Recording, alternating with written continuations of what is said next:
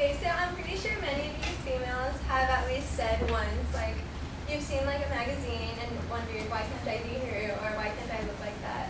Or, for example, if you're watching like the Victoria's Secret fashion show, you're like, why can't I be that skinny? Point is, many girls compare themselves to models, girls in magazines, or sometimes even girls that they see on television. Today I want to explain why females shouldn't look up to the media's false image of perfection. When females compare themselves to women, it can get stuck in their head and really mess up their mentality. On heartsofleaderships.org, I found many statistics and facts.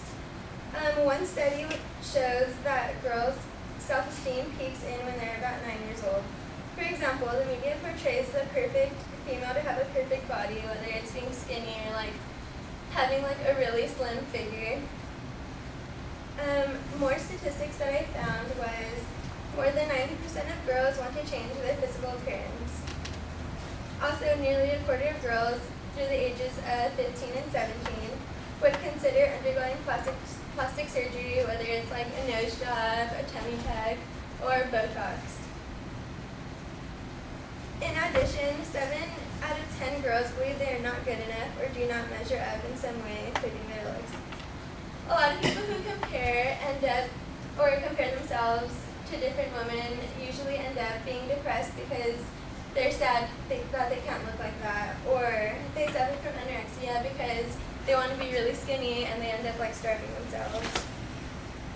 Ways to tell if someone is going through self-image disorder are if they're seeking surgeries, avoiding mirrors because they don't want to see their reflection, or comparing their body parts to another person's appearance. With females comparing themselves to other females, it is sad to say that women that follow the media's version of perfection often end up in suicide. For example, I was looking at this article on Mirror.com, and it was a story about a 13-year-old girl who idolized this show called Hollyoaks on Channel 4. She wanted to be slim like everyone in the show because everyone was blonde with like colored eyes, but she wasn't like that. So she really wanted to be skinny, and her and her friend ended up doing this bet to see who can be skinnier. So they kept that going for like months, and they both wouldn't eat. One of the girls had said she hated looking in the mirror because she was so fat and ugly because she compared herself to everyone, like models. And she ended up committing suicide. There was another story on sfglobe.com, kind of similar to the one I just told you about, except that this one was a young teen from Australia. Her name was Christy Swadling. She idolized the Victoria's Secret model, Miranda Kerr. I'm pretty sure you all know who she is. She had a strong desire to resemble the model, and she ended up pushing her body limits like really far. She wouldn't eat. She would exercise a lot, but she just wouldn't, she just wouldn't eat at all. So she would just drink water. She finally got what she wanted, which was to be really, really, really skinny. Although it didn't last very long because she ended up collapsing on her 17th birthday because she overworked her body, because she didn't have food, she didn't have anything.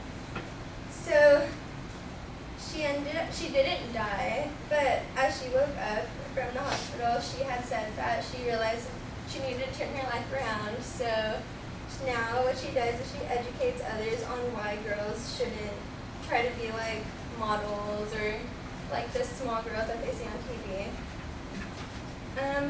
In conclusion, I think it's important to love yourself and not focus on other people's features, especially if they're like a model, because as cheesy as it sounds, I think every girl is pretty in their own way, and I'm pretty sure many of you have heard that before. So that's it.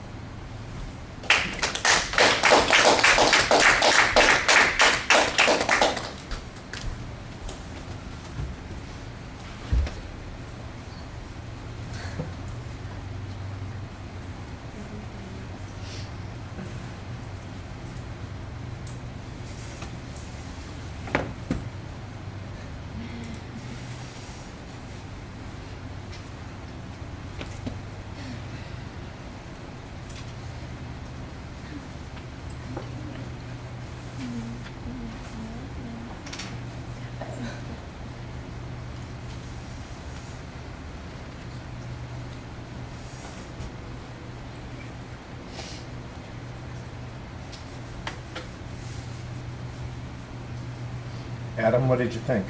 I thought it went pretty well. I felt like for a little while there you were just reading off the card, but you started to make eye contact with it like later in the speech, which is good. You kind of fixed it.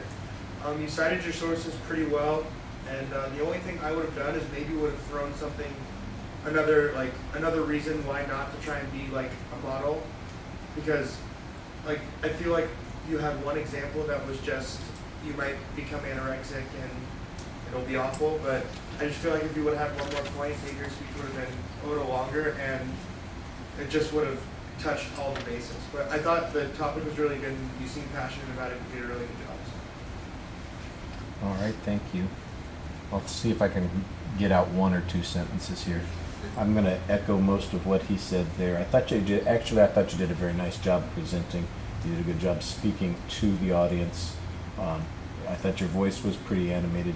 Still probably need to project a little bit more because the stupid fan is going, and sometimes that doesn't quite drown you out, but it does make you less forceful than you might otherwise be.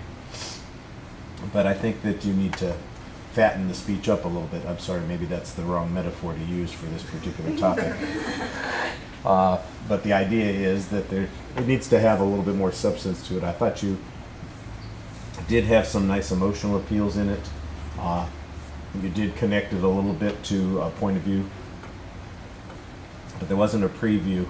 There's not much of a summary, and as I've said many times, so that's it is not a good exit line. All right, thank you.